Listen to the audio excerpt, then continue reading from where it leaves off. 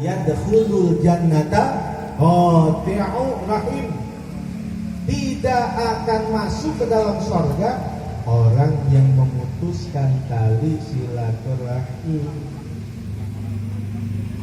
Dalam syariat Nabi Allah Adam alaihissalam, saudara kandung boleh nikah. Diriwayatkan Siti Hawa itu melahirkan sekali kembar laki perempuan, yang kedua kembar sekali perempuan. Berapa banyak tercatat di dalam kitab-kitab para ulama, yang paling masyhur adalah 20 kali kembar. Satu yang tidak ada pasangan kembarnya, yaitu Nabi Allah Syith alaihissalam. Berarti jumlah keseluruhan anak-anak Nabi Allah Adam adalah 41. Kan 20 kali kembar, 41. Maka kembar yang pertama dan yang kedua disilang. Kakak nikahin adiknya, empok nikahin adiknya, begitu seterusnya, begitu seterusnya.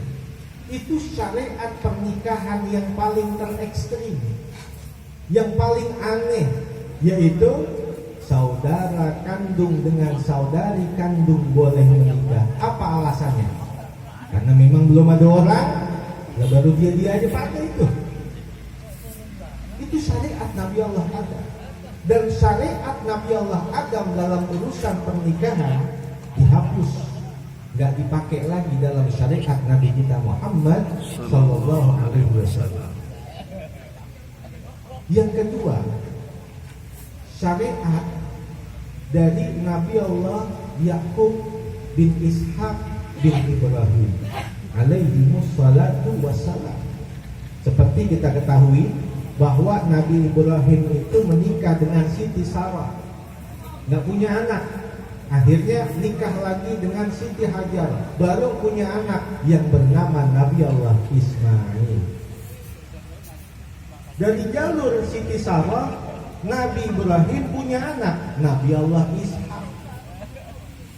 Dan dari jalur Nabi Allah Ishak punya anak Nabi Allah Yakub. Yakub bin Ishak bin Ibrahim alaihimussalatu wassalam.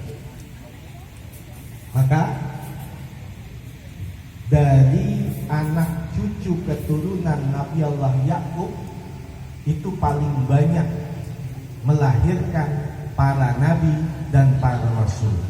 124.000 nabi, 313 rasul, semuanya adalah hampir kebanyakannya berasal dari jalur keturunan Nabi Allah Yakub bin Ishak bin Ibrahim. Sedangkan dari jalur Nabi Allah Ismail bin Ibrahim nggak ada yang jadi nabi. Hanya tugasnya jagain Ka'bah dan jagain sumur Zam-Zam. Dari Nabi kita Muhammad Sallallahu Alaihi Wasallam bin Abdullah bin Abdul Muttalib bin Hashim bin Abdul Manaf bin Qusay bin Kilab bin Murrah bin Ka'ab bin Lu'ay bin Ghalib bin Fihr bin Malik bin Nadar bin Kinanah bin Khuzaimah bin Mudrikah bin Ilyas bin Mudar bin Nizar bin Ma'ad bin Adnan min waladi Ismail bin Ibrahim alaihi wassalatu wassalam. Sarah berjanji menyebutkan bahwa Ma'ad bin Adnan itu adalah panglima perang di zaman Nabi Allah Musa alaihissalam.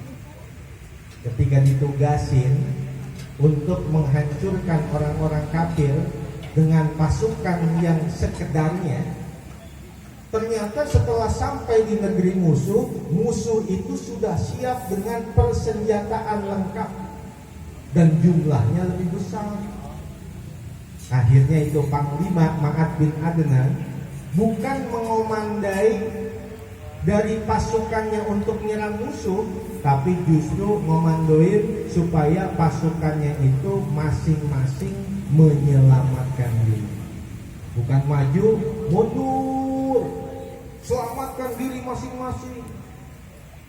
Nabi Allah Musa diberikan oleh Allah itu pandangan berkilo-kilo itu dengan pandangan yang jelas tanpa ada jarak. Melihat pasukan Ma'ad bin Adnan lari tunggang langgang ketika menghadapi pasukan musuh yang begitu besar, ada kalimat dari bibirnya Nabi Allah Musa alaihi salam, da'a alaih. Kalau da'a alaih artinya kan tadi tuh melaknat. Nabi Musa melaknat Ma'ad bin Adnan. Maka tiba-tiba berbondong-bondong para malaikat dari langit turun menghampiri Nabi Allah Musa alaihi salam. Wahai Musa, tarik kembali laknatmu untuk Ma'ad bin Adnan. Siapa Ma'ad bin Adnan? Doa seorang nabi, doa Nabi Ulul Azmi. Ternyata di hadapan Allah Subhanahu wa Ta'ala, kalau tidak diambil kembali doa tersebut, khawatir bala musibah akan menimpa umat Bani Israel secara keseluruhan. Makin bingung Nabi Allah Musa, siapa itu Ma'ad bin Adnan? Ketahuilah bahwa Ma'ad bin Adnan termasuk di antara jaddun min ajdadin Nabi Muhammadin sallallahu alaihi wasallam. Hati-hati wahai Musa. Itu Ma'ad bin Adnan adalah salah satu dari kakek-kakek dari kekasihku Nabi kita Muhammad sallallahu alaihi wasallam. Spontanitas, karena saking kagumnya Nabi Allah Musa berkata, Allahumma ja'alni min ummati Muhammad. Ya Allah, jadikanlah aku sebagai umatnya Nabi Muhammad sallallahu alaihi wasallam.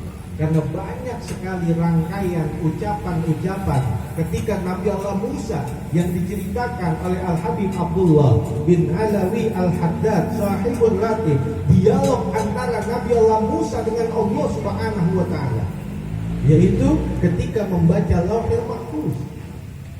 Karena ada at-takdir di Lauhul Mahfuz, ada at-takdir fi ilmillah. Kalau ketetapan Allah yang tertulis itu namanya at-takdir di Lauhul Mahfuz. Kalau takdir Allah, ketetapan Allah yang enggak tertulis itu namanya at-takdir fi ilmillah. Wa takdir fi ilmillah awsa'u min at-takdir fi Lauhul Mahfuz. Takdir Allah yang tidak tertulis yang disebut dengan at-takdir fi ilmillah itu terkadang lebih luas daripada takdir Allah, ketetapan Allah yang tertulis di Lauhul Mahfuz. Contoh, Nabi Allah Adam ketika membaca Lauhul Mahfuz melihat catatan anak keturunannya Nabi Allah Daud, baru berumur 30 tahun meninggal, tercatat di Lauhul Mahfuz. Padahal seandainya Allah tambahkan umurnya, pasti anak ini Daud alaihissalam mencapai kesuksesan. Tapi baru 30 tahun ditakdirin meninggal. Kata Nabi Allah Adam, ya Allah, aku berikan sebagian umurku untuk anakku, yaitu Daud alaihissalam.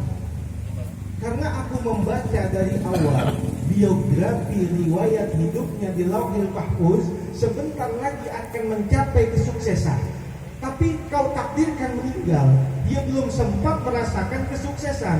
Maka ambil separuh umurku untuk umurnya Nabi Allah Daud alaihissalam. Berjalan waktu. Datanglah malaikat Israel untuk mencabut nyawa Nabi Allah Adam. Kata Nabi Adam, wahai Israel, umur saya kan masih tersisa sekian tahun. Namun mengapa hari ini kau mau mencabut nyawaku? Apa kata Nabi malaikat Israel?